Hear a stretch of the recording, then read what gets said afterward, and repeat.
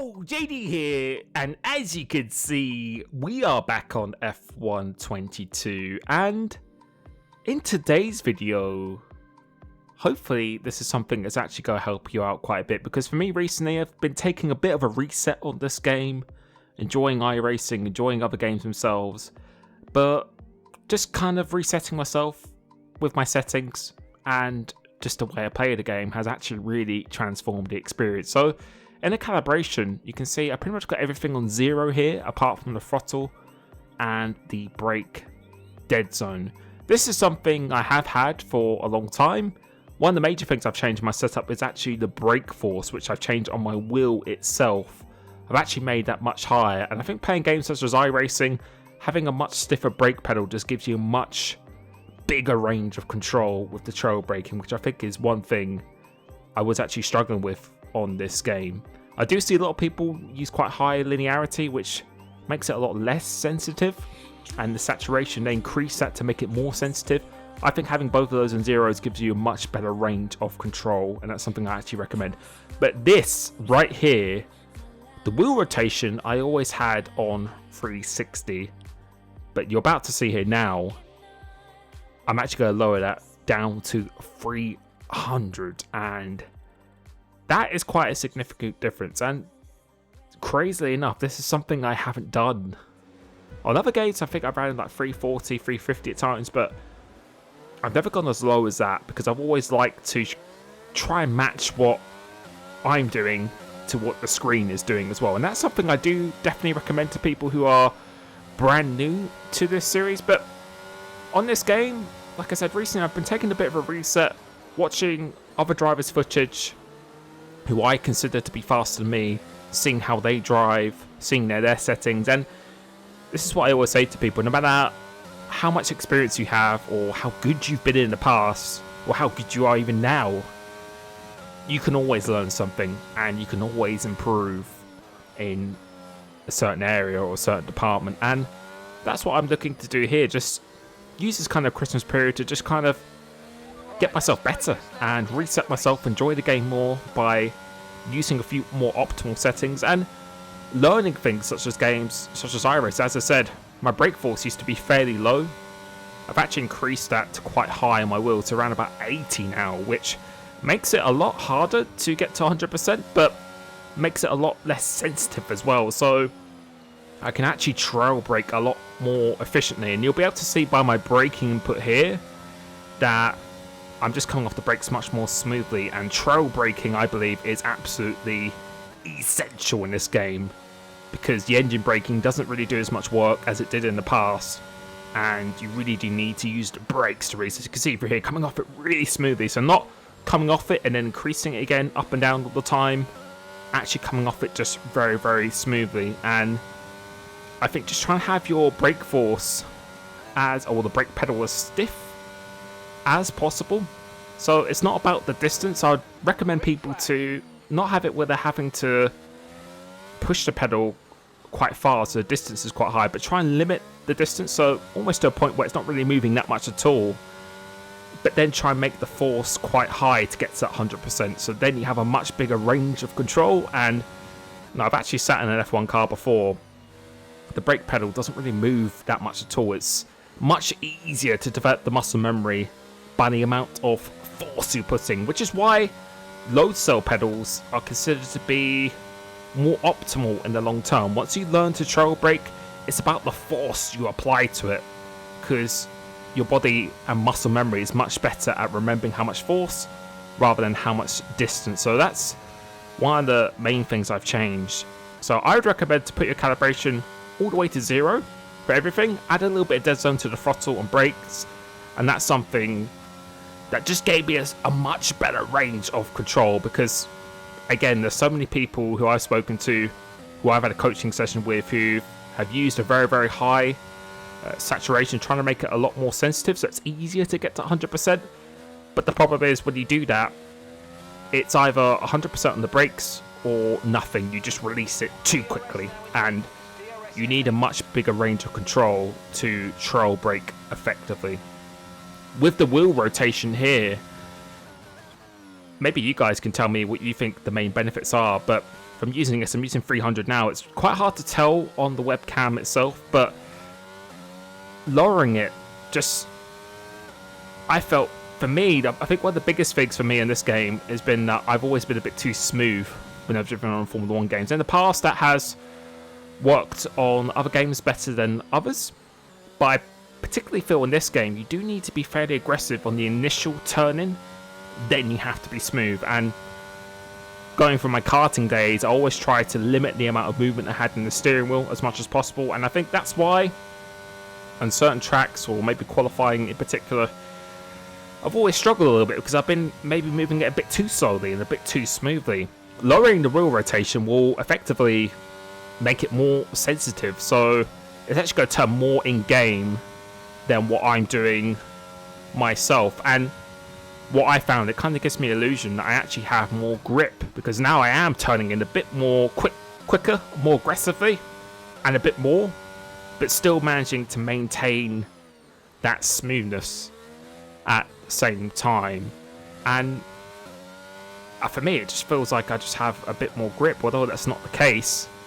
It's because I'm doing, the movements are a bit more aggressive in game now, whilst I'm still being smooth. So I think if you are a very, very smooth driver, this will actually benefit you much, much more, rather than if you were a very aggressive driver who's turning too much on your own actual inputs, then it might be better to actually increase the wheel rotation so it's not turning as much in game. But for me, who's someone who's not turning enough and is being a bit too smooth as well, I think lowering the wheel rotation has actually been a bit of a game changer for me in the past couple of days. And I've actually even done this on iRacing as well, because I think being smooth, my driving style, this actually suits it much, much more. And that's why when I've been watching quite a few esport drivers recently, since we had the last event last week, I was really watching their driving inputs. And I know people like Jarno Opmeer, he uses 300 quite a lot.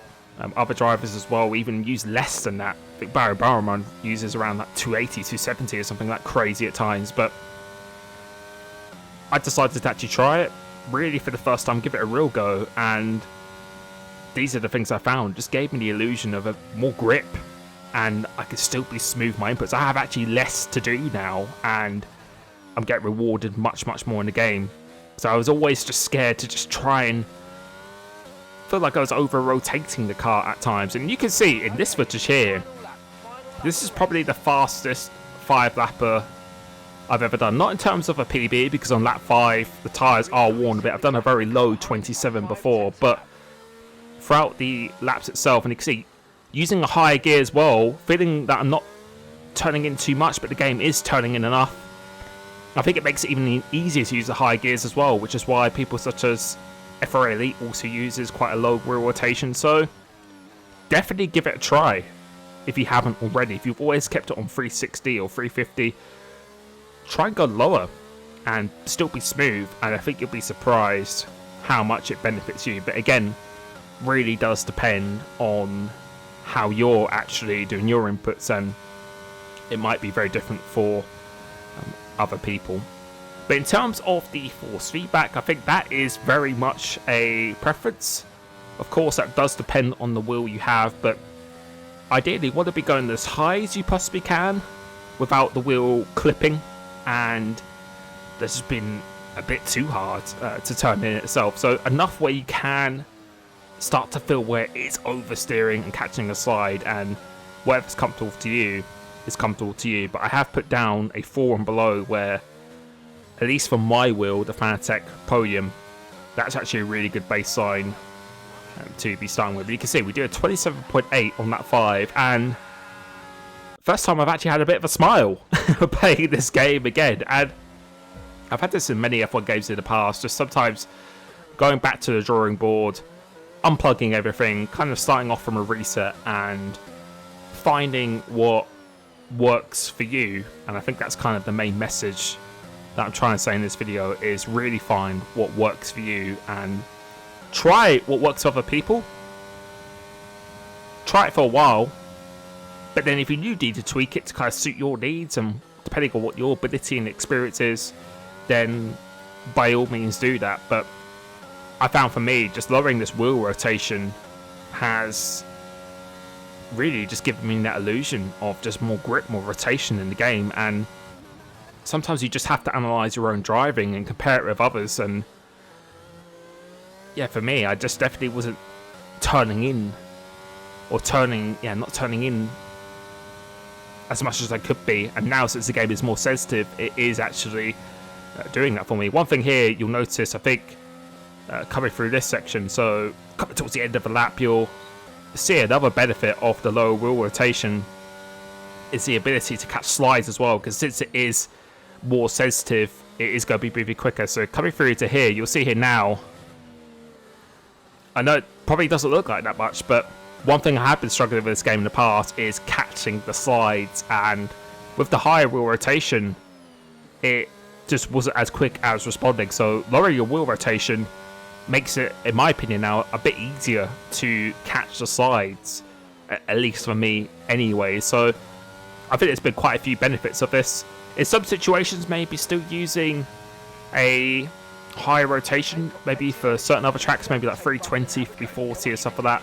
There are tracks like Monaco, I think you want to be lowering the rotation as much as you can. But for me, this has actually had a pretty big effect. But other things such as the camera and stuff as well, honestly, I feel whatever you feel most comfortable doing. I think if you change the field of view, depending on whether you're increasing it or decreasing it, will make the game appear faster or slower in different perspectives, whether that's at the apex or just overall itself. I did try a bit further out, and it did slow the game down quite a bit, but I kind of preferred this more zoomed in field of view, where I can really see the apex in detail coming, and when I'm at the apex, it feels a little bit slower for me when I'm at the apex itself. But again, I think that's very much a preference itself. But yeah, these settings, so with the calibration, lowering the wheel rotation,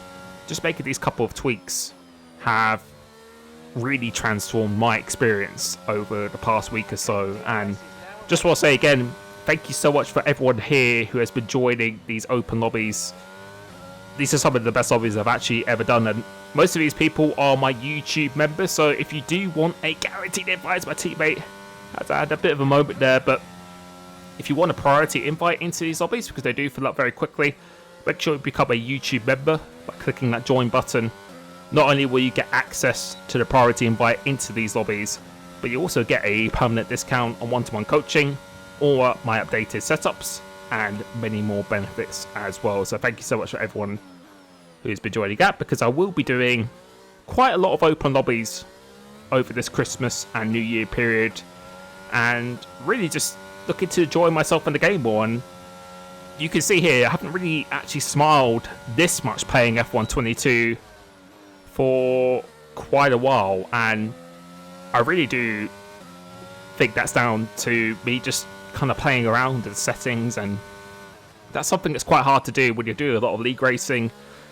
You're trying to record videos and stuff as well, playing other games. It's sometimes quite hard to have that day or two of free time to really kind of go back to the drawing board. But yeah, for me, it just felt really satisfying, and sometimes just taking that little bit of time on the small details can make a pretty big world of difference in terms of your overall experience in the game. But you can see here now, penultimate lap, we've got this guy FVR up ahead, who was a very, very fast driver. Everyone in VFR who I've gone against before seems to be very, very fast. So coming through to here, we'll just try to save the ERS as much as we can. Really do enjoy this layer of Abu Dhabi round here. Try to keep the ERS for this final lap. Looking to see if his red light is flashing. It doesn't look like it's flashing just yet, but go through course such as this. The lower wheel rotation again just makes it so much easier to be smoother. And because of my smooth driving style, I think the lower rotation definitely suits me much, much more. But then coming into this section, I really do prefer this corner compared to the chicane that we had up before, because that kind of really disrupted the momentum of the track, in my opinion. We've got about 40% of the ERS, and coming through into this section, trail braking really effectively with that higher brake force, and a little bit of a car having a mishap there. But again, if you have any questions, then please post it down below. I'll be very, very happy to answer them. And if you enjoyed this video and this has actually benefited you or helped you in any way, then please like the video, because I want to be doing a lot more tutorial focused content in F1 over the next month or so. And also my one-to-one coaching at coachlibis.com. I have opened up my new slots for January next year, so if you want a one-to-one session with me for 90 minutes on F1 22, or yeah, on any platform as well, because I do it on all platforms, then head over to coachlibis.com. If you are a YouTube member, clicking that join button, you will be getting a nice discount of that as well. But FVR up ahead has its red light fashion. We're going to do, got that on the inside, and really trailbreaking, really smoothly, really nicely, having a small amount of contact. But on this game, if you have the ERS, you can see since he doesn't have any, even with the DRS, we are just pulling away in a straight line, and that's why it's not so much about track position, it's about how much ERS the other driver has. And if you have more than someone else, it's going to be very, very hard for them to overtake you. So coming through into this last sector, unless we make a pretty big mistake, we should be able to get this done pretty nice. You can see barely moving the wheel, since it is moving a little bit more in the game itself, using the rest of the ERS as that. And coming through into this last corner, let's see what kind of lap time we do. Oh, we're going to improve on that, but I don't think we are. But coming across the line, you can see pretty happy about a smile on my face playing F122, which has something we haven't done for quite a while. So again, if you enjoyed this video, felt like you learned something, please give it a like. Comment down below if there's anything you want to ask me or anything you want to see more in the future. I will be doing a lot more iRacing videos over this Christmas period, because I'm going to be trying to grind through the licenses and get my iRating and safety rating up as much as possible. So thank you so much. I hope you have a great Christmas. I'll probably be doing videos before that as well, but I wish you all a great Christmas and great happy holidays as well. Thank you so much for the support of the channel, and I'll be catching you very, very soon. Peace.